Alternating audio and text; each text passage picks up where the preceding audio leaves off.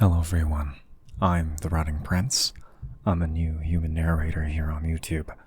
With the rise of AI, it's been harder for creators like me to get a platform, so liking this video and subscribing would be a big help. This video is a compilation of some of the stories already on my channel, so if you like what you hear, maybe go check out the others. With all that out of the way, please enjoy. There's something wrong with the deer. A few days ago, I was out for a morning hike in my local forest, on a trail I'd walked 100 times before. It's a 5-mile loop that passed by a creek, and was just isolated enough to feel like a refreshing sojourn away from the suburbs, without being too remote. It was a bit of a surprise to me when I came across a fence about a mile into my walk, right across where the trail normally continued. There was a sign that said something along the lines of government property, no trespassing. And I sighed in annoyance. I'd been down on this very same trail nearly a week prior, and the fence and sign hadn't been there before. I almost turned around, but it was such a nice day, and the trail was so short, I figured it wouldn't be too big of a deal if I just hopped the fence and finished my hike. I could find another route the next time. I didn't see a security camera or anything else like that, so I simply hopped the fence and continued with my walk, annoyed that it may be the last time I'd be able to hike on that trail. It's a beautiful area, and I stopped occasionally to listen to the birds or smell the fresh air. After about 2 miles or so, I reached the creek and decided to sit down and enjoy the view. As I took a swig from my thermos of hot tea, listening to the gentle burbling of the nearby stream, I had almost forgotten about the fence. Out in the forest like this, I felt like I was one with the sublimity of nature. Everything was quiet, calm, and serene. After a few minutes, though, I began to feel a little uneasy. It took me a moment to realize why. There were no birds singing. I hadn't noticed at first because the creek was so close by that it provided its own ambient noise, but once I was aware of the birds' absence, the silence was deafening. A couple years ago, I had an experience with a mountain lion. It was on a different trail, but in the same general part of the state. I recalled that all the birds had gone quiet, instinctively silencing themselves in the presence of the beast. It had simply come down out of the bushes, walking across the trail before looking at me curiously. Luckily, I had managed to keep my wits about me and succeeded in scaring off the cougar with a combination of yelling and flapping my jacket and making myself look really big. As soon as it departed, the chirping birds returned. After that day, I always carried an air horn with me on my hikes. I reached into my bag and pulled out the air horn, looking around cautiously in search of anything that could be scaring the birds. I didn't see anything, and was almost on the verge of simply pressing down on the air horn preemptively when I heard a faraway snap on my right. Turning cautiously, I strained my eyes to see what could have caused the noise. The air horn at the ready. Knowing what I do now, it was very possible that if I had chosen to use the horn, I wouldn't be here to tell my story. Though at first it blended in with the trees and brush, I noticed the deer rather quickly. I relaxed a little, exhaling in relief as I put the air horn back into my bag with shaking hands. I still felt uneasy though. Even at this distance, I could tell that there was something off about the animal, and the birds still hadn't returned. Staying quiet and lying low, I grabbed my binoculars and took a closer look at the distant deer. It was a buck with a beautiful set of antlers. This already struck me as somewhat odd, as most of the bucks around here had long since shed their antlers at this point. Even odder, however, was the structure of the antlers.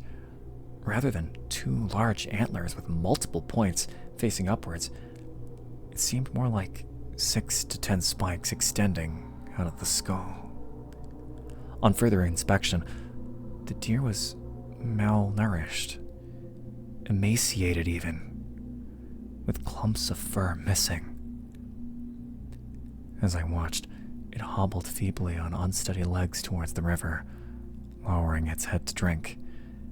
My thought was that it must have been suffering from chronic wasting disease, perhaps coupled with a mange. I felt sorry for the animal, and with sadness, continued to watch through my binoculars. Then, its antlers twitched. It didn't look like they were going to fall off due to shedding or anything like that. The points moved outwards slightly, like a hand unclenching from a fist.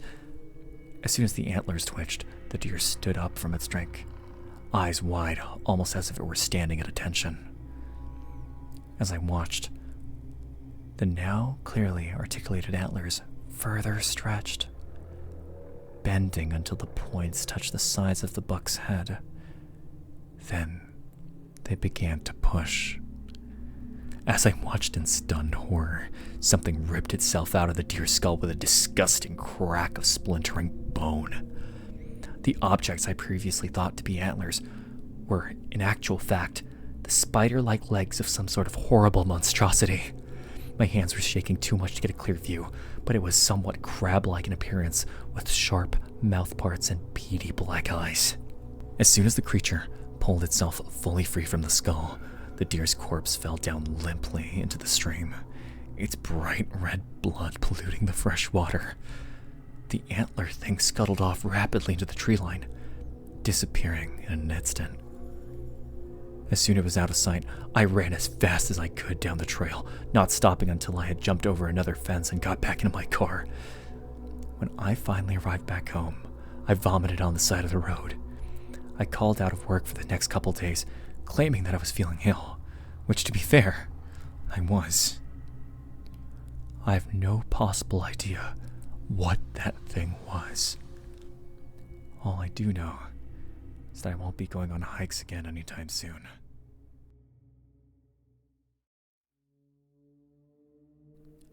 Mom always kept the lights on. It started on my 8th birthday. That's when Mom began to be afraid of the dark. After my party, we cleaned up together. I was still a kid, but I started to realize just how hard life had been for her. I didn't know the details. I barely even knew the broad overview of the story, but I knew she'd been through a lot. I pitched in where I could, doing little things like cleaning up to try to make her life a bit easier for her. We were almost done cleaning when it happened for the first time. She walked into my bedroom to put some of the gifts in there. The lights were off. I still remember her shriek. It remains nestled deep within my mind, permanently hidden in some forgotten crevice. It sounded like an animal caught in a trap. Desperate. Bleeding. I was in the kitchen putting away the dishes and getting ready to take out the trash. It pierced through the whole of my being and left me firmly planted there. Part of me wanted to run to help her. She was my mom and I cared about her for more than anything. But most of me was too afraid to do anything. My mom was the strongest, bravest person I know. If someone scared her, I wasn't so sure I wanted to find out what it was. For a minute, I was standing right where I was. Her shrieks kept reverberating in my ears, the only sound I could hear. I'm unsure if my brain was just repeating that initial cry out of shock or if she just kept screaming, but it was all I could hear. Eventually, I snapped out of my shock and ran towards her voice. The door to my room was slightly ajar, and her silhouette was just barely visible in the dim lighting of the hallway. I burst into the room, grabbed my mom's hand, and yanked her out. I didn't look inside. I'm not so sure if it was a conscious decision or just an oversight in the rush. At the start, I was leading her, but within moments, she was in front of me, sprinting and almost dragging me along. Her screaming had stopped at some point. We ran out of the front door and sat outside by a streetlight. I looked down at my wrist. Bruises dotted across it from how hard she'd gripped onto me. She called the police, frantically explaining that someone had broken into her house.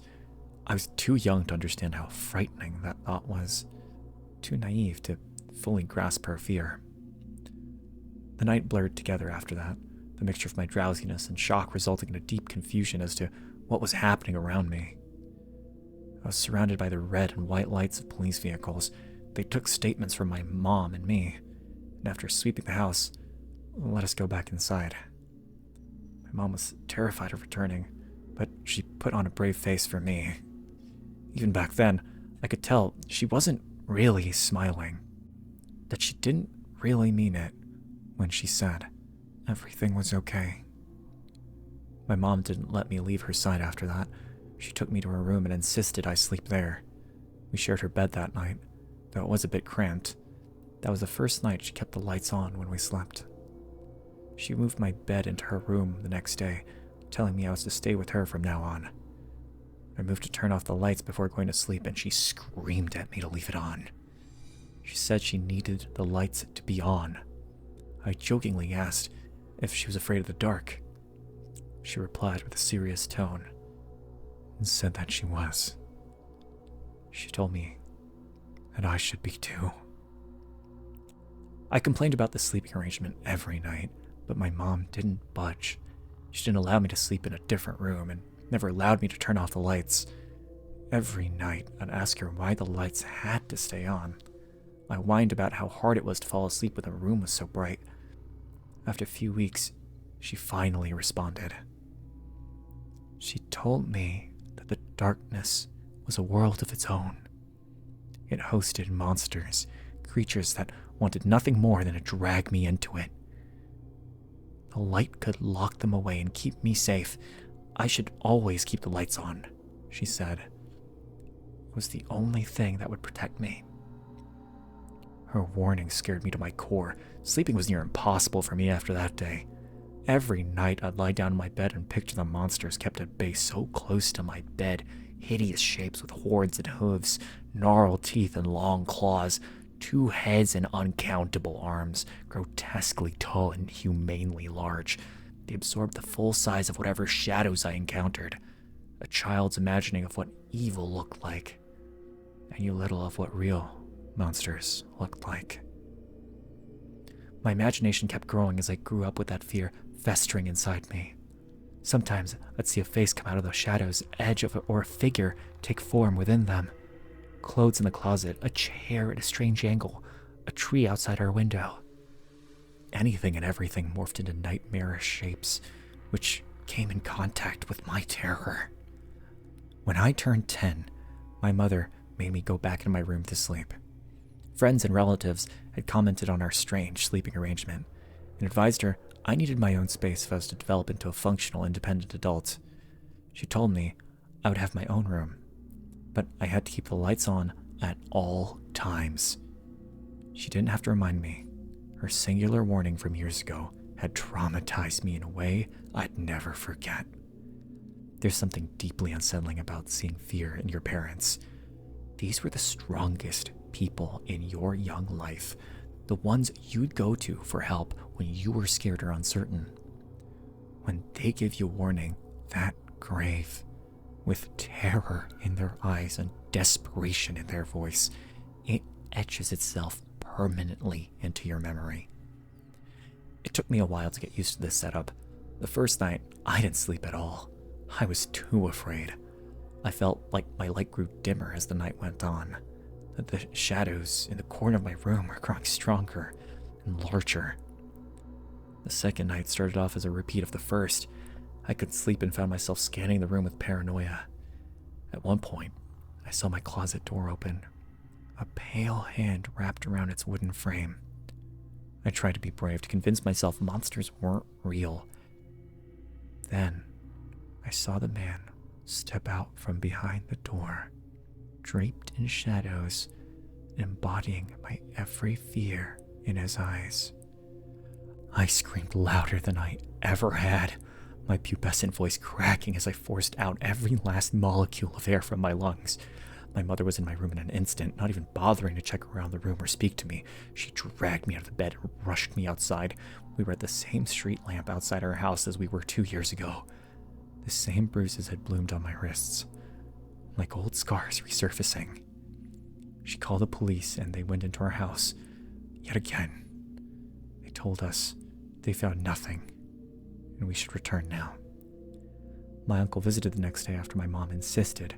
She pulled me aside and sat me down. He told me that my dad had hurt my mom in some really bad ways. That had left a mark on her that still haunts her to this day. She sees him in places he couldn't be. She was scared of him and projected him onto everything. She was seeing Dad in the shadows when there was nothing there. My uncle told me I was the man of the house now, and I had to keep my mom safe from whatever she was imagining. He said I'd have to show her that there was nothing to be afraid of. I had to be strong for her. I nodded and told him I would, lying with enough confidence to convince him. I wanted to be strong, of course I did. But how could I? I was scared too. I saw something the night prior and it terrified me. It didn't matter if no one else saw it. I did. My uncle and a few cousins stayed over the night. Some of them slept in the living room and others in my room. For the first time in many, many months, I felt safe as I slept. With so many people around me, I knew nothing could get to me. My mom's shriek pierced through my peaceful sleep and abruptly woke me. I heard countless footsteps move as my cousins and uncle ran into our room. Once the sounds of running had died down, there was silence. And then yelling, indecipherable, but clearly argumentative. After a few minutes of my uncle and mom screaming at each other, silence finally returned. My uncle visited my room to speak to me again. He said that my mom claimed to see my dad in the closet. When he went into her room and searched inside, there was nothing but an old coat. She was just seeing things in the dark. She was hysterical, my uncle said.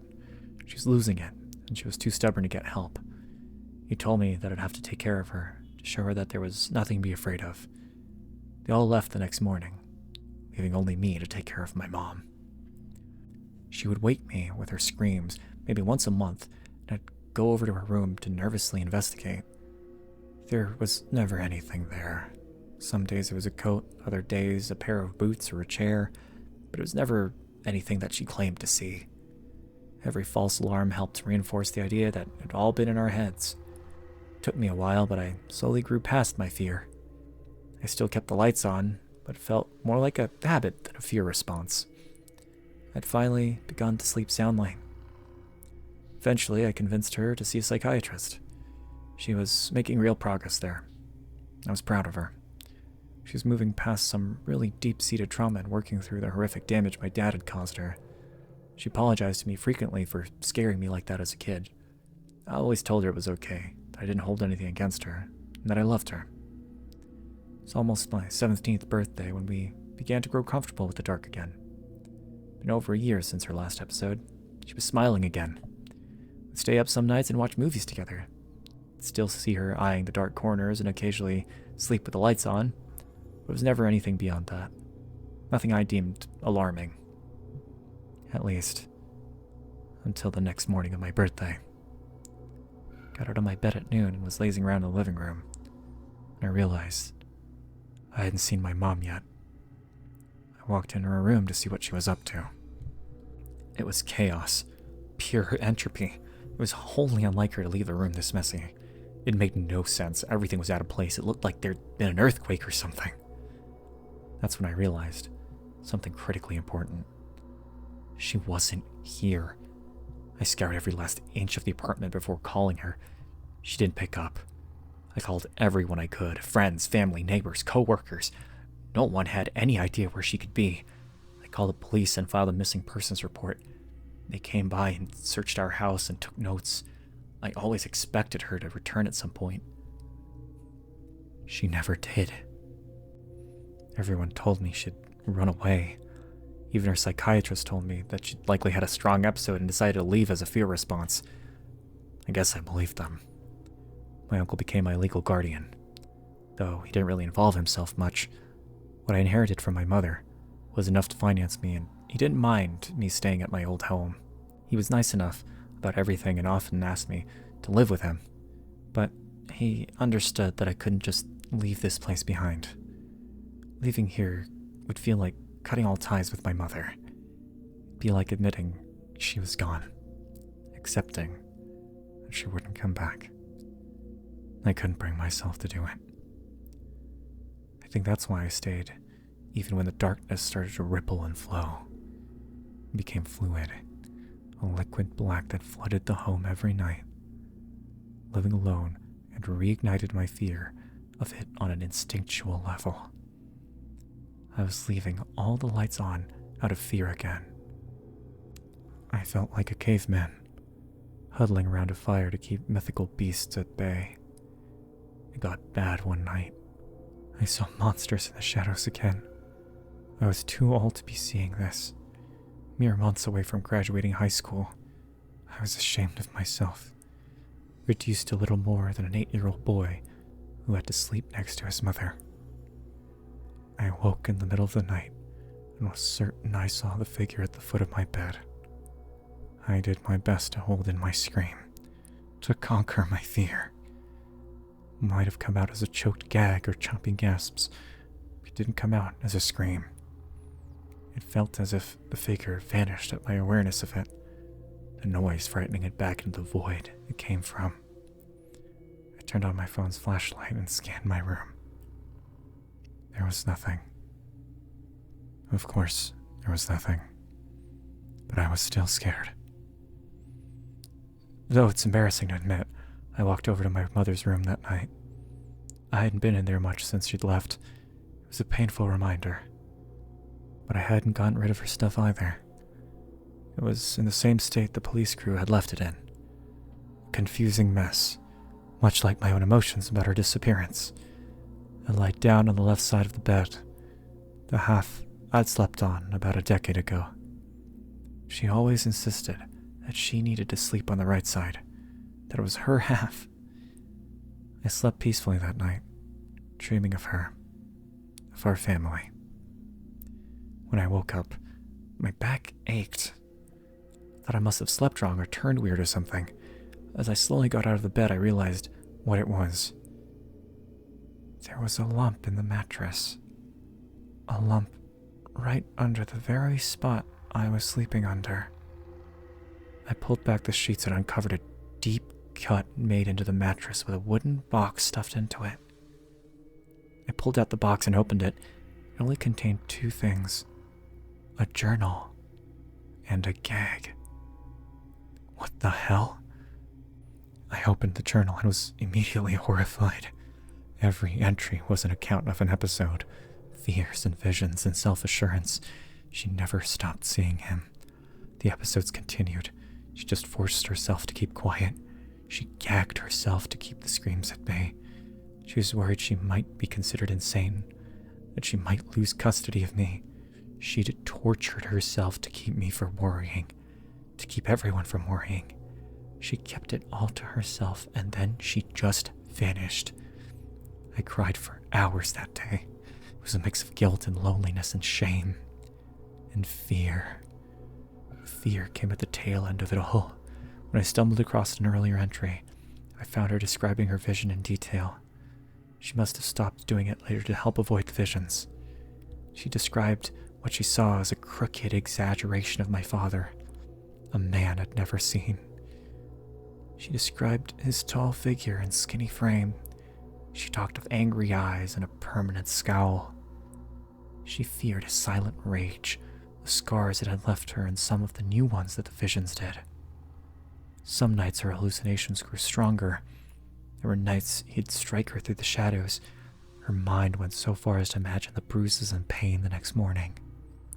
I felt my gut wrench at that revelation. I knew those bruises. I saw them on her too. She told me that they were results of vitamin deficiencies and blood conditions and whatnot. I believed her. Why wouldn't I? She was my mom, after all. But why did she lie to me? Why'd she go on thinking that she was hallucinating them if I saw them too? Did she think she was imagining me asking? That she'd imagine me caring? I spent hours in that bed, confused and afraid, attempting to piece it all together. I didn't even notice that the night had fallen already. I hadn't left the bed all day.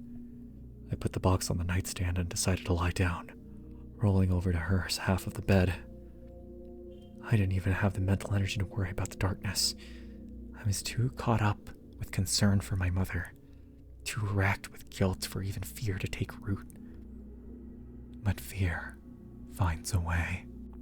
I woke up in the middle of the night, cold and sudden, afraid. My hair stood up and goosebumps spread like wildfire across my skin. Void rippled and broke, and I saw him slither out of it.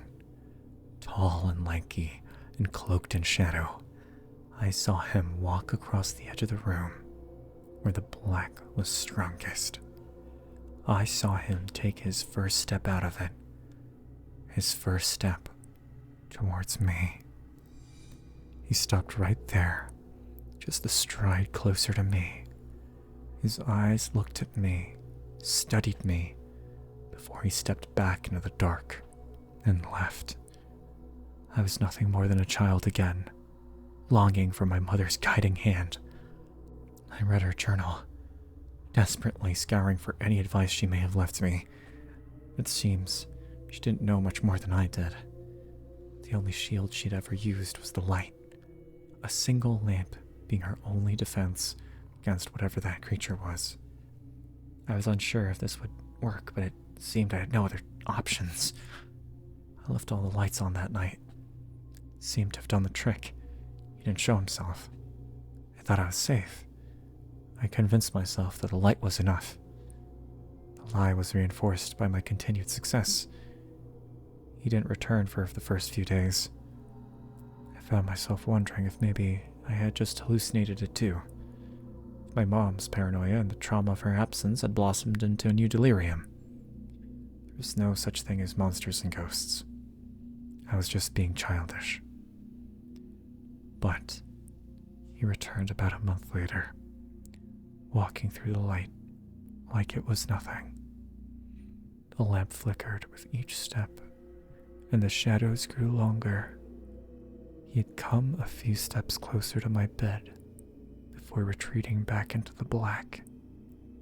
I knew then that my mom had lied. The light had never been enough to protect us. It had just helped her feel safe. I was afraid again. The fear had returned to me, and it was greater than ever. I couldn't bring myself to brave another night in this accursed place. So I hit the road. I went to a new hotel every night, endlessly on the move, too cowardly to ever stay in one place. He'd never know where I was sleeping right. So how could he ever find me? I was so sure it would work. Maybe it was just my desperation that fueled that confidence. But it did work for a while, almost a full year. However, I guess that initial doubt never left me. My fears of him remained, maybe even grew as he kept his distance. He visited me in dreams last week with the faintest smile on his lips. I saw him for the first time the next night, little more than a tiny shadow on the very edges of my room. He'd been getting closer since then, getting stronger every night. Moving didn't make a difference anymore. I think he caught on that trick. I went as far as I could. I even took a flight. I tried prayer and pleading, confession and ritual. I turned to every deity and faith, desperate for any way at all to keep him away. None of it mattered. Tonight, he's actually made it to my bed. He's lying down on the other side. I can feel his weight on the mattress now. It's just an hallucination, right? My mind playing tricks on me. He's not real. He can't be. Please, don't be real. My father discovered the exact date of the world's end. My father spent a long time trying to speak to God. And one day, he claimed God answered, revealing the day the world would end. He was a physics professor at the state university, but had become deeply involved in the occult over the last few years. He set up an office in our backyard, convinced he had found a clue in the Bible leading to something significant. "Isaiah 66:1 has always been clear, my dear Alice," he would say to me, his eyes unnervingly intense. "God in the skies, and if science search among the stars, it will find him." His office had a powerful radio with a huge antenna, an optical telescope, and 3 old laptops, operating non-stop with strange software. He was always checking his old wristwatch, as if it were somehow connected to his investigations. My mother always suspected he'd stolen this equipment from the university lab. She was the silent victim of his obsession, trying to remain understanding and patient, hoping he would one day return to normal eventually. My siblings and I, however, were in high school at the time and had grown tired of hearing that our father was nuts. Other kids thought we were eccentric, seeing my dad taking his telescope down the street at dusk, trying to get that best angle of Venus while reading the Bible out loud. Always wearing the same clothes the whole week. I hated it. One day, we all woke at 5 a.m. to his shouting from the garage. He was jumping with excitement over a new signal he had received. "It's undeniable proof that he's telling us something." He told us, his hair and beard wild, now untrimmed for months. We thought that maybe he had finally lost his mind. He had found signals before, and they'd always turned out to be satellite noise. "So how's the signal, Dad?" one of my brothers asked the next morning. He answered nothing, just seriously refilled his coffee and walked back to the garage. We all assumed he had figured out it was another dead end. The day after that, a Saturday, I was really excited about a night birthday party I was invited to. A boy I had a crush on was going to be there. But in the morning, my father called us all to the living room. His face urgent. "No one should leave this house. The world is coming to an end today," he muttered, pacing frantically and checking his wristwatch. He looked like he hadn't slept in days. I did everything to interpret his message, hoping I was wrong. But I fear this was the warning. "What do you mean?" my mother asked, uneasy. "God, honey," he murmured, gripping her shoulders. "He showed me signals that prove today is of the highest importance." "And how do you know it's the date of the end of the world?" one of my brothers questioned. "Because the message was undeniable. He is coming, and the Bible clearly states that the end will begin when—" "Dad, come on," I cut him off, sighing. "I have something to do tonight, and I just can't stay here based on this crazy theory of yours." "No one is leaving this house today," he commanded, his voice taking on an authority I had never heard before. "We must stay together, and he shall save us. Trust me, you'll understand soon, my dear." Frustrated, I tried to argue back, to no success. I looked at my mother in search for support, but she was too stunned by the idea that her husband might actually be insane to say a word. I stormed back to my room in a fit of rage and slammed the door shut. This wasn't fair. I wouldn't let my father's madness ruin my night. After dinner, I locked myself in my room and waited until it was late enough for me to sneak out through the window. The party was only 2 blocks away, so I just walked there.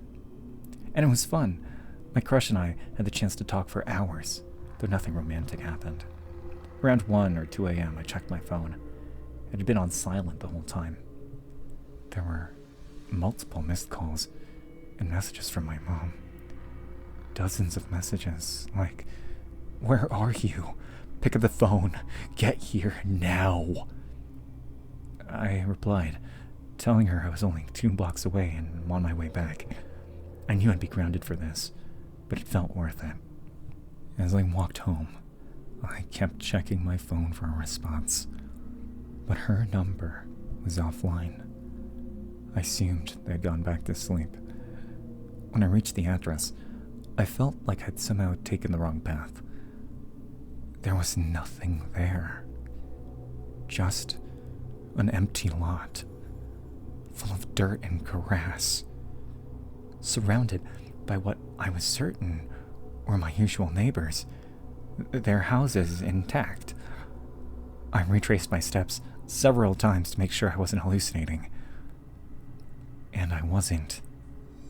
This was where my house was, just a few hours ago, and it was no longer there. The doors, the walls, the fence, and everything inside of it had vanished. There wasn't even a trace of wood or debris left behind. It was as if the house had never existed, and nothing had ever been built there. I tried calling my father, mother, and brothers, but their phones were off. I searched the area frantically, desperate for any clue about what had happened. The only thing I found on the grass was my father's wristwatch, the one he used for his strange transmissions, stuck at exactly midnight. Every member of the family was gone, and the truth is, I never saw them again after that day. They were never found. The case of my family's disappearance was in every newspaper in the state for days, mobilizing the entire town in an effort to find them. The neighbors' security cameras didn't capture any movement or anything suspicious that night, except for a strong flash of light around midnight. The same hour frozen on the wristwatch. No one passed by the street. No one saw anything.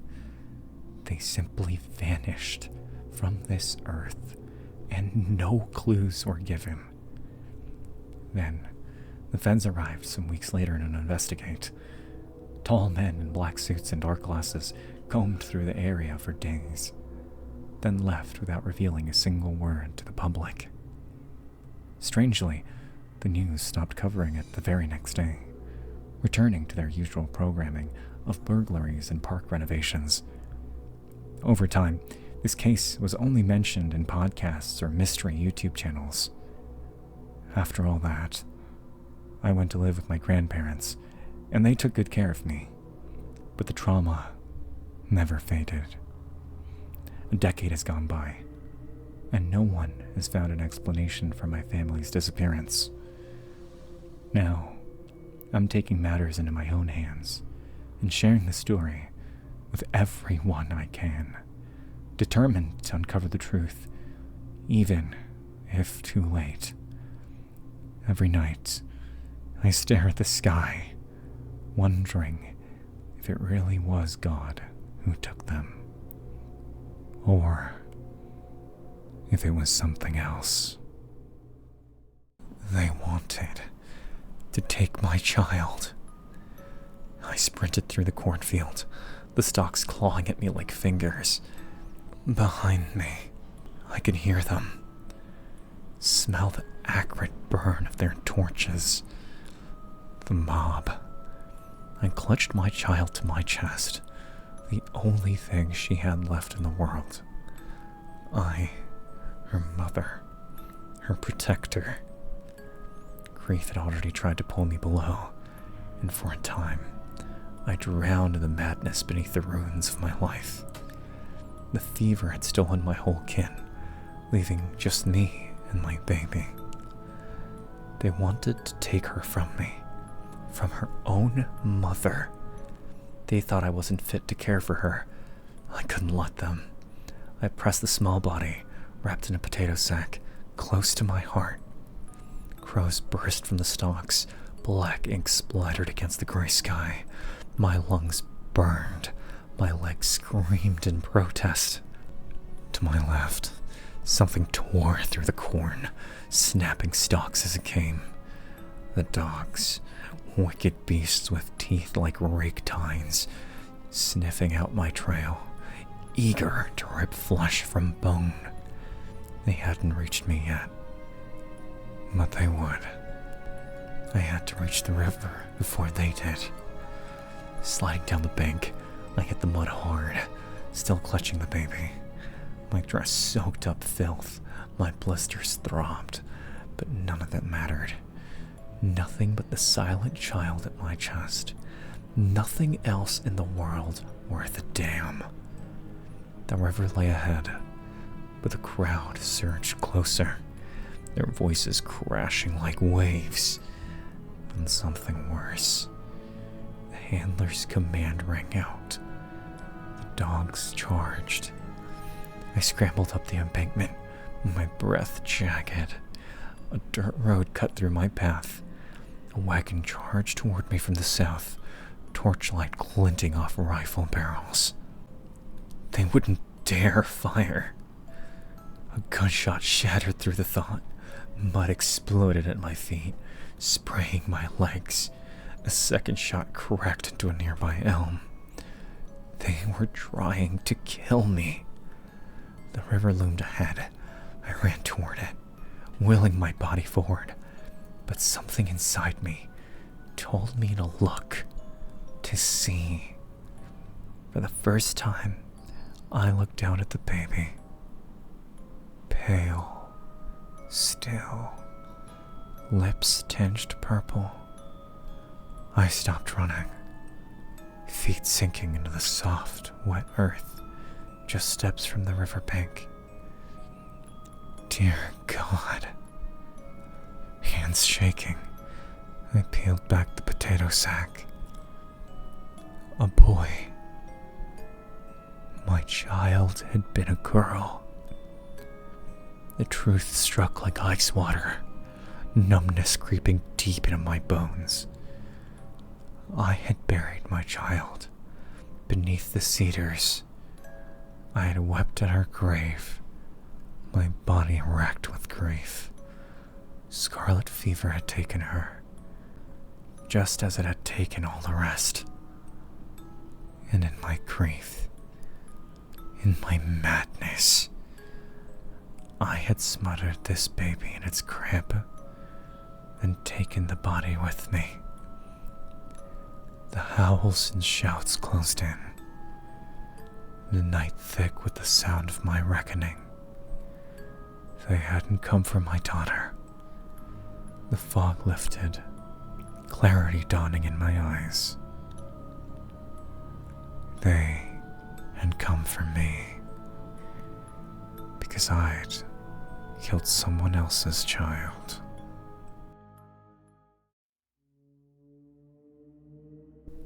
I started reading a book about a murder, and just realized I'm the main character. Over the past couple years, I've been taking up reading as a hobby. First, I started out with the classics, the way most people do. Pride and Prejudice, To Kill a Mockingbird, 1984, you know, all those books. I pretended to read when they were assigned in high school. And after I was done with those, I started searching for a genre to pique my interest, but couldn't settle on anything in particular. But then I realized that it's not the genre that entices me the most. It's the character. What's better than being able to relate to a character at a personal level? A well-written character lets you believe in the characters, empathize with their struggles, and get immersed in the storytelling. Characters are what gives life to reading. But I only ever wanted to relate to those characters. I never wanted to be one. I picked up a book about 3 days ago at my local bookstore called A Small Town Murder. It was a lone copy on top of a stack of Bill Browder's new book, Freezing Order. It looked like someone had moved the book to the front of the store, almost in some kind of spite that it wasn't shelved in the forefront of the customer's bookstore trip. When I picked it up, the cashier immediately leaned over the counter. He was an elderly man with a bald patch and a faux gold chain connected to the arms of his glasses, drooping over the nape of his neck. I'd come to know him well as my reading habit developed. He was a sweet man who seemed almost as lonely as me. He gave a wry smile and pointed to the book in my hand. "That one's from a local author." "Oh yeah? That's neat," I answered absently as I tried to read the back cover. "Yep," he said. "Guys keep coming in here and moving the book from the crime and thriller section to the front of the store." He shook his head with a laugh. He thinks I don't notice, but I've been moving them back after he leaves. I don't know. Maybe I'll just keep them in front from now on. No harm in that, is there? "No," I said quietly. I was admittedly hardly paying attention to the cashier. I couldn't read and talk at the same time, and I was fairly entranced by the back cover description. Ben, a young man in his early 20s, lives alone in a small town in Montana. He starts to notice strange things happening around his house until he realizes someone is watching him. Can Ben escape his stalker before becoming his latest victim? I couldn't believe it. Someone had written a story with a character in small-town Montana. I hadn't been the type to read a crime/thriller novel, but the character sounded too relatable to pass up. He even had the same name as me. I looked up and down each face of the book for a price tag. There was none. "How much?" I asked. The cashier waved off my question. "Honestly, the guy will be thrilled to know someone actually looked at the damn thing. Just take it." I smiled and thanked him, then took the book home. And since I picked it up at that store, I couldn't seem to put it down. The writing wasn't particularly impressive, but the character was fascinating. He was in his early 20s, had thick red hair, freckles, big round white-framed glasses he hardly ever wore, but desperately needed. Unmarried, had a cat who slept all day. Sure, that description doesn't usually scream superhero, but he didn't need to be. He was exactly like me. What are the chances? I thought. Honestly, it was a little refreshing, not reading about a rich, hulking Adonis of a character who was smooth and cunning and good at everything. The character had even taken up reading in the last couple of years, and found himself spending most of his time focusing on that new hobby when he wasn't at work. This book felt not too different from an autobiography for me. Sure, I've seen relatable characters like in The Adventure of Tom Sawyer, Catcher in the Rye, or All the Bright Places. I know, concerning books to find relatable, but of all the hundreds of books I've read, I've never found one like this. After a couple of hours of reading, I'd already glided through the first few chapters. The main character, Ben, had become rather reclusive as of late because of some traumas that aren't explained well in the book. He was smart, but had some trouble socially in high school. There was also an ironic component. He lived in a small town where everyone knew everyone's name. But Ben didn't know anyone besides this sweet old man running the bookshop. When I read descriptors like this, they felt like personal attacks in a way. But it's just a fictional character, right? I thought so too, until I got to the 4th chapter, around the end of Act 1, so to speak. As the descriptors continued and grew more acute, a sinking feeling overtook my stomach. The character's previously unexplained trauma started to come out. His best friend had been murdered 4 years earlier. My best friend was murdered 4 years ago. Reading this would have brought me to uncontrollable tears, if not for the descriptors I've already read. Instead, I started to panic. Red hair, freckles, heavy-set loner reader, lives in a small town in Montana, has a good relationship with his elderly bookstore cashier, lost a friend 4 years ago to murder, is named Ben. No, these weren't just coincidences anymore. This was me. And then I read the lines where that first major plot twist developed. There was a whistling in the cornfields outside his house. Ben had been losing sleep over a new thriller book he was reading, so even the slightest unexpected noise made him uneasy. But this was different. Somehow, either via premonition or stroke of genius preparation on the killer's part, he knew he was being hunted. Then it came. The rustling in the cornfield. I threw the book across the room, its pages flapping through the air until it smacked in the wall and slid to the floor. My heart was beating uncontrollably. I could hardly breathe. Then the cashier's words slipped back to my mind in a brief flash. That one's from a local author. The author knew I'd pick up that book. He was hunting me. That author wasn't just local. He was in the field, outside my house. I switched on my bedroom light and waddled over to the window on my knees, trying to keep out of view of the cornfield. I then poked my nose over the windowsill and squinted into the darkness. A few stalks of corn were still swaying, but I couldn't tell for sure whether it was the wind or someone who was out there. An owl hooted from a nearby tree and almost made me jump out of my skin.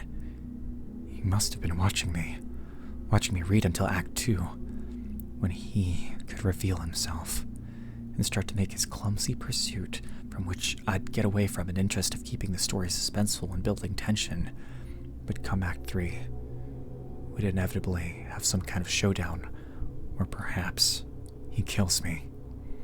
I scanned the cornfield again, and still no sign of him. I crawled over the book again, trying to find where I left off. After some searching and page flipping, I found my place and read on to see what was next. I could either see the book as a horrifying prediction of doom, or a playbook. In the moment, I chose to see it as the latter. So I read on. Ben threw his book aside at the sound. Its pages flapped through the air till it smacked into the wall and slid to the floor. His heart was beating uncontrollably. He could hardly breathe. Ben switched on the bedroom light and walked over the window, waddling on his knees, then poked his nose over the windowsill and squinted into the darkness. Few stalks of corn still swayed, but he couldn't tell if it was from the wind or if someone was out there. An owl hooted from a nearby tree. Ben wrote off the sound for now. He didn't know where or when his stalker would strike, but he knew one thing for sure. He was being hunted. Since then, I haven't been able to pick up the book. I can hardly look at it without my skin crawling. I think the killer is watching me read, wanting to play along with every page turn, sadistically waiting for me to read the script of my own demise. Then I remembered the other thing the cashier had said. No harm in that, is there? My breathing shook, and hasn't stopped since. That statement couldn't have been farther from the truth. My wife has been replaced by something that looks just like her. The first sign was the coffee. I stood frozen in the kitchen doorway that Tuesday morning, watching as Emily poured herself a cup of black coffee. No cream, no sugar. Exactly how I drink mine. Except, Emily hated coffee. I never touched it in 10 years we'd been married. Her hands moved with strange precision as she lifted the mug to her lips, her eyes looking onto mine over the rim as she took a slow, deliberate sip. A thin trail of dark liquid trickled down her chin, but she didn't even wipe it away. She kept staring, smiling. "Since when did you drink coffee?" I asked, my voice sounding too loud in the heavy silence. Her head tilted slightly to the left, just a fraction too far. "I felt like trying something new," she said. The words were right, but the cadence was wrong. Each syllable out from her lips with unnatural precision, like someone had taught her how to speak but hadn't quite mastered human inflection. That night, I woke up to the sensation of being watched. Moonlight streamed through the bedroom window, casting long shadows across the walls. Emily stood beside the bed, her face inches from mine. Her breath smelled faintly of copper and something earthy. Rotten. She wasn't blinking. Emily? My throat tightened around her name. You looked so peaceful, she whispered. Her fingers grazed my cheek, ice cold against my skin. I wanted to watch you sleep. Her pupils were too large, black pools that swallowed the moonlight whole. When she leaned closer, I saw it. The way her eyelids didn't quite close all the way when she blinked. A sliver of white always remained. The changes accelerated. I found her wedding ring in the garbage disposal. The metal twisted into an unrecognizable shape. When I confronted her, she ran her tongue over her teeth, very slowly, before answering. It was bothering me, she said, rubbing her bare finger. The skin beneath was smooth, unmarked, as if the ring had never been there at all. Then came the nightmares. I'd wake up to the sound of wet, tearing noises from the kitchen. I'd wake to the sound of wet, tearing noises from the kitchen. 3 nights in a row, I found her hunched over the counter, her face buried in a package of raw meat. Blood smeared across her lips and chin as she turned to me, a chunk of glistening red flesh dangling from her fingers. Do you want some?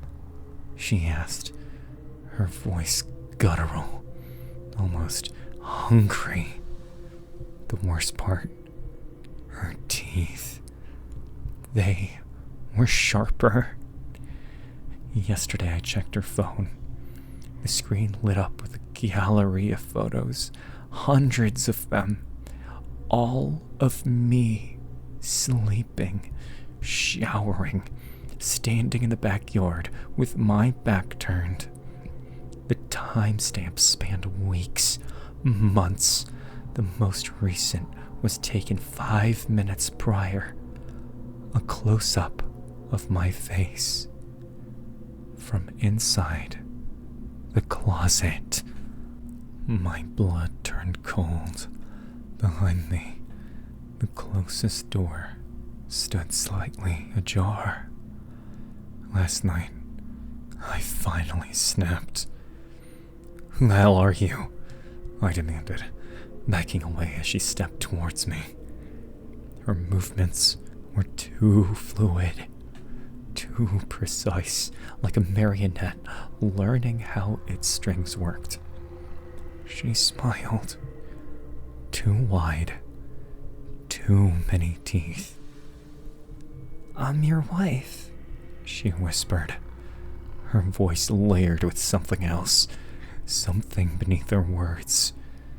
Then she was in front of me, her cold hands framing my face. Her breath smelled like old meat and damp soil. But you shouldn't have noticed, she murmured, her lips brushing my ear. Somewhere in the house, a door creaked open. I'm writing this from my car, the engine still running. Through the living room window, I can see her, standing perfectly still in the dark. The street lights don't touch her, don't cast a shadow. In one hand, she holds a knife. In the other, my wedding ring. She's smiling, and she's not blinking. I found an abandoned house that shouldn't exist. Now I'm scared I'll never make it out alive. You may have seen my name and face on the news. You may have heard that I'm missing. That my car was found abandoned on 5th Street. That nobody has heard from me since. Police may have tried to trace my phone, but I doubt they'll find any useful data. They don't know where I am, but I'm sure it's far beyond the scope of the authorities. I've been an urban explorer for years. For those not in the know, it's a fancy term for someone who breaks into old buildings for fun. There's just something about standing in a place that's abandoned, somewhere that hasn't been lived in for years, which fascinates me. There's a subtle uncanniness to it, something just ever so slightly off about being in a place that was meant to be used, but has been abandoned for a long time. I've explored old sanitariums, hospitals, schools, malls, and a handful of stores. I tend to avoid houses and apartment buildings, since those are usually more likely to have nosy neighbors call the cops. But when I saw the house on 5th Street, I couldn't help myself. The building itself looked old with a Gothic style, like something out of an old ghost story. It seemed to fit in the middle ground between mansion and house, barely fitting in the space between the buildings next to it. It looked completely abandoned, with all of the windows boarded up, the lawn completely dead, and a sign with the word "foreclosed" stuck to one of the walls. It wasn't so much how the house itself looked, and more the fact that it wasn't there the day before. It sounds impossible, right? But it's true. I'd never noticed it before. So I looked up the property on the web, using Street View on an online map site to take a look. It wasn't there. It's not like there was an empty lot or a different house. It's like it just sprung up overnight, pushing other houses out of the way. I had no idea how it even fit there. It's not like the street was suddenly longer, or a house was missing. It was as if it had always been there, regardless of how impossible that was. At first, I was fairly hesitant to enter the building. It was in a residential area for one thing, and also, it was fundamentally an impossibility. Was there some kind of cover-up for this building? I was half expecting there to be some top-secret government lab hidden underneath it, all records of its existence erased from satellite data, city records, and online databases. But I had to know. It would eat away at me for the rest of my life if I didn't at least look into it. Well, the next day I had off from work. I packed up my gear and got ready to enter the house. I decided to go at night, figuring that less people were awake the better. Packed a flashlight, spare batteries, a water bottle, some pepper spray, my cell phone, and a first aid kit. I had no idea what to expect, so I decided to be as prepared as I could. When I arrived at the house on 5th Street, I had this really weird feeling, like I was standing on the surface of another planet.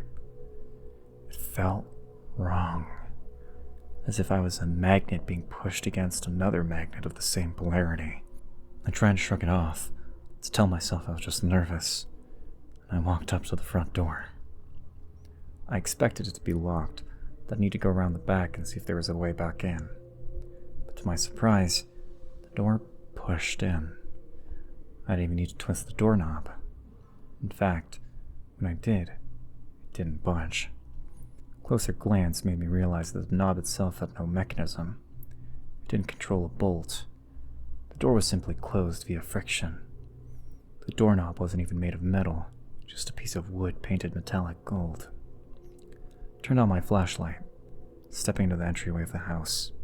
I expected it to smell of mold and decay. But to my surprise, the scent it most closely reminded me of was that odor new cars have. I looked around, observing my surroundings. The inside was in surprisingly good condition, given the dilapidated appearance of the exterior. The walls were carved wood panels, and the floor seemed to be polished hardwood. A staircase led up to the second floor, and there were a few doors leading to the other parts of the house. I figured it'd be safer to try the first floor to begin with, and so I picked one of the doors at random and opened it. Like the front door, there was no mechanism to the doorknob. I couldn't twist it. Just pulling it caused it to open. I wondered how nobody had broken into this place already, given that there was evidently no way to lock the front door. The room I entered seemed to be a dining area, with a number of wooden chairs arranged around a long table. The far wall was a painting of a familiar-looking house. Inspecting it closer, I realized it was a less decayed version of the building I was currently standing in. It struck me as rather odd to have a painting of your own house hanging on the wall. But rich people can be a bit eccentric, so I didn't pay it too much mind. I was confused as to how well furnished everything was. Usually people take most of the furniture when they leave, and when they don't, what's left behind is quickly stolen or destroyed. I looked closer at one of the chairs, admiring the craftsmanship. I tried to pull it closer to me to get a better look, but it wouldn't budge. Confused, I knelt down next to it, trying to see what was keeping it held in place. To my surprise, I realized that the whole thing seemed like it was part of the floor itself, as if it was all carved from one solid piece of wood. I tried to find a seam or signs of glue, nails, anything to indicate that the floor and the chair had originally been separate. But I couldn't. It looked almost as if it had grown out of the house itself. That feeling of magnetic repulsion came back again. This house felt wrong. If I was smarter, I would have turned and left right then and there. But I needed to know what the hell was going on. I proceeded further into the house, opening up another door that led out of the dining room. This took me into what seemed to be a library. Bookshelves lined the walls, filled with volumes of all shapes and sizes. Or so I thought. Moving closer to one of the shelves, I noticed that none of the books actually had titles on their spines. They were all just blank. I tried to pick one out, but I found it wouldn't budge. The books were a part of the shelf itself, just like the chairs in the dining room. Who the hell built this place? I muttered to myself, profoundly puzzled. Then I heard the sound of wood creaking behind me. I wheeled around, startled, seeing a door slowly being pushed open. I shone my flashlight, trying to get a look at who was opening it. "Who's there?" I shouted, trying to control the fear in my voice. There was no response. The door just continued to slowly creak as it opened ever wider. I reached for the pepper spray and got it ready, holding my flashlight in the other hand. Then I saw what was coming through the doorway and screamed. It was a human in general shape, but it seemed half-formed, artificial, like a mannequin carved from a lump of clay. It looked like it was wearing a suit of some kind, but even at a glance, I could tell that its clothes were actually just a part of its body. The thing had no face, just loose indentations and protrusions where features would appear on a human face. A small lump for a nose, a slight crease where a mouth should be, slight hollows for eye sockets. Bizarrely, its head inflated and deflated slightly as it moved, like the thing's lungs were kept in there. Its hands were just lumps with stubby thumbs sticking out, with no differentiated fingers and no nails. Shaking in fear, I aimed the pepper spray and pressed down on the nozzle, releasing a cloud of the fluid directly at its face. The thing didn't even flinch. It just started to stumble towards me clumsily, like a deer first learning to walk. I dropped the pepper spray and began a run, pushing through the door and sprinting back through the dining room. I rushed for the entryway, desperately trying to get out of the house. But when I got there, the door was gone. In its place was just a wall with a painting of a house on it. I tried to rip the painting off the wall, grasping at the frame, only to find that, like the books and the chairs, the painting was a part of the house itself, seemingly grown from the wall. I could hear more shuffling footsteps coming from behind me. Thinking quickly, I guessed that the thing might have some difficulty going upstairs, so I swiftly ran up to the second floor, taking 2 steps at a time. My heart was pounding, my face covered in sweat. I had no idea what was happening. The only thing I knew was that I had to survive. I had to escape this house.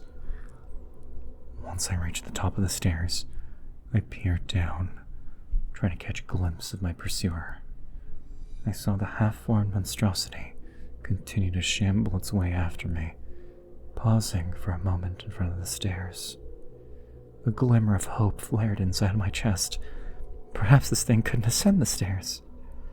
It shuffled away, opening up a door and stepping through, closing it behind me. I sighed with relief, allowing myself to relax just a little. Then I heard a door creaking open from right behind me.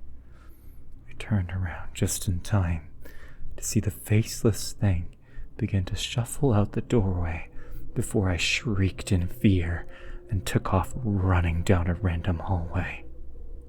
As I fled, my brain began to process details that I hadn't initially noticed, things that I took for granted. Every so often, there'd be a painting on the wall, but it would always be the same image of the house viewed from outside.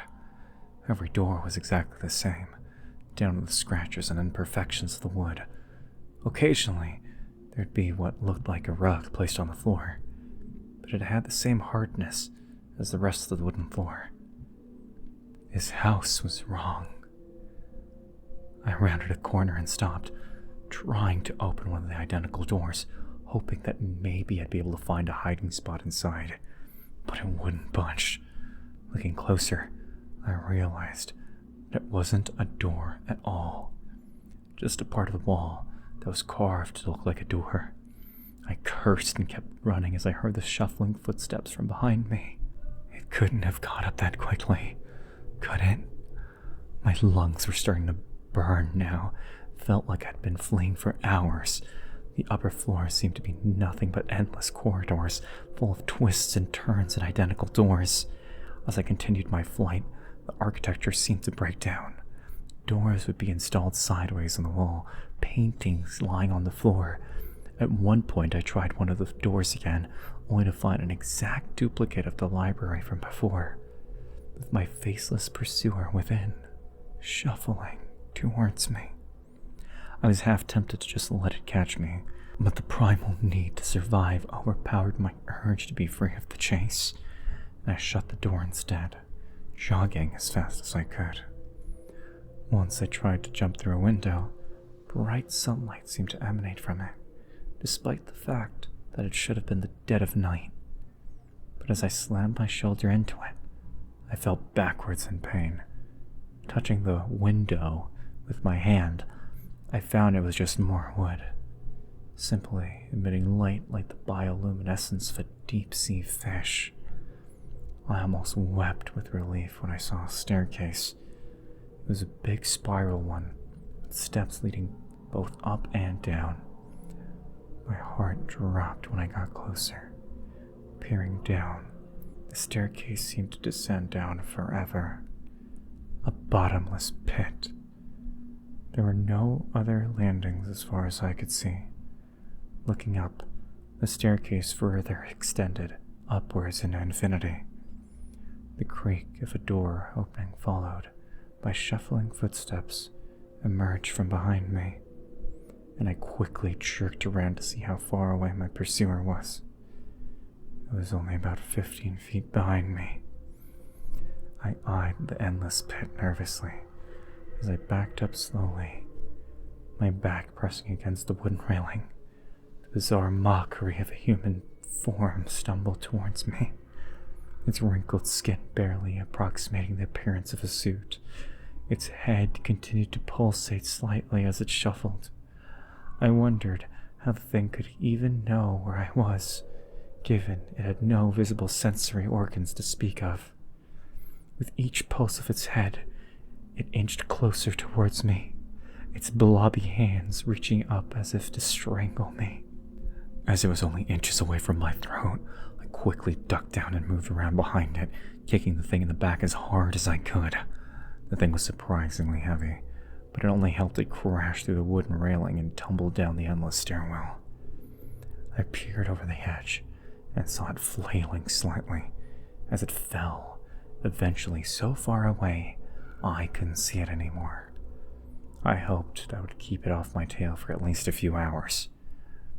I felt unimaginably tired and started trying some of the doors on the walls, eventually finding a real one that led into a bedroom.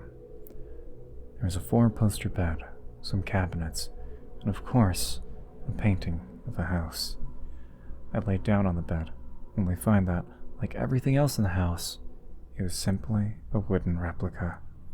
The seemingly comfortable blankets and pillows were rigid and cold. My thoughts raced as I tried to understand what was going on here. I began to fully process that this house was bigger on the inside than on the outside. The endless staircase was proof enough of that, as were the seemingly infinite hallways I'd been running down. The layout itself could change, given that the door I initially entered from had vanished. I began to wonder if there truly would be any way to get out of this place. I didn't mean to fall asleep. I still didn't feel safe here, even without my pursuer, but the fatigue had set in against my will. I awoke to an uncomfortable sensation of pinching on my legs. I sat up, shining my flashlight, and almost shrieked with fear. The wooden imitation of the bed was starting to grow around me, expanding the cover like an amoeba consuming prey. The wood was starting to tightly press against my legs, causing the discomfort which awoke me. I wrenched myself free, bruising my legs slightly with the effort, and left the room in a hurry. I continued to wander the empty halls, periodically illuminated by the knot windows of luminescent wood. I started to look through my belongings, trying to think of anything that could help me. Reaching into the first aid kit, I found a pair of metal scissors, which gave me an idea. Approaching one of the knot windows, I gripped the scissors in my hand and started pounding into the wood, using the point of the scissors like a chisel. I kept digging into it for several minutes, eventually getting a sizable hole cut into the glowing panel. Finally, I felt the hard rigidity of the wood give way. My scissors pierced something soft. Looking closer, I felt like I was going to vomit. Sticky red liquid began to leak from the hole I had dug, and I could see pinkish flesh about 3 inches past what I thought was wood. It wasn't wood at all. It was chitin. I was trapped inside of something alive. Knowing that I couldn't rest, or I'd be absorbed into whatever this hellish mockery of a home was, I just started to aimlessly wander, trying to keep moving. The half-formed humanoid creature didn't come back, so I figured it must have still be falling down that stairwell, unable to reach a door to step through to appear behind me. There was no way of knowing how long I'd been wandering when I found the backpack. My stomach cramped, my mouth felt dry, and I had long since drunk the last of my water. Every muscle in my body ached, and I felt like I hadn't slept in days. More than once I'd considered just lying down, accepting my fate, letting go peacefully rather than continuing on. As I rounded yet another corner, I saw something sticking halfway out of the floor, the slow process of being absorbed into the architecture. It was red, made out of some sort of fabric. I quickly ran up to it and ripped it out of the floor, opening the zipper and rummaging it inside, searching desperately for supplies. Contained within was a sketchbook and some pencils, a couple granola bars and a can of soda. I started to tear up with relief. It was only then I noticed the hand sticking out of the floor, the faint outline of a human form visible through the knotwood. My relief turned to sickness as I retched, realizing that lying in front of me, slowly being absorbed into the floor, was another human being. There was no way I could have cut them out. No way I could get them free. And even if there was, their whole face was covered by now. Was there any way they could still be breathing? After running away with the backpack and its contents, I opened up the sketchbook and looked inside, eating one of the granola bars as I greedily drank the soda. The date on the first page said 2022. I first entered the house in 2015. I have no idea how this is possible. I obviously haven't survived in here for 7 years. I haven't slept since I passed out in the bedroom. I've only recently been able to eat anything. But I have a theory, a vague idea to what's going on. I've already established that this house is a living organism. The blood and flesh behind the fake wood proves that much. Clearly this thing operates outside of the normal understanding of space as well. What with being larger on the inside and possessing seemingly infinite stairwells leading up and down forever, I think that this thing is an extra-dimensional predator. That's how it was able to suddenly appear in the street when there was no space for it. It just bent space around itself so it could fit, so it could lure in victims. It's not a perfect imitation. It only seemed to mimic wood. That's why everything in the house has the same texture, just different correlation. I think it lures people inside, sends one of those faceless things after them, and then absorbs the body to sustain itself. Not sure how an organism this large can survive just on the occasional urban explorer, but it's the only thing that makes sense. My guess is that it can travel through time as well as space. I bet the house isn't there anymore in 2015. Must have vanished shortly after I walked inside. Must have appeared again in 2022. Got the poor bastard whose sketchbook I've been using to write this down. I've read somewhere that every year about 2,700 missing person cases in the United States go unsolved. How many of them were taken by this thing? Does it just have to appear in the suburbs? Or is anywhere fair game? Could it appear in the middle of the woods, waiting for lost hikers to wander in looking for shelter? What's to stop it from just appearing as a door inside someone's house? And even limited to this planet? This universe?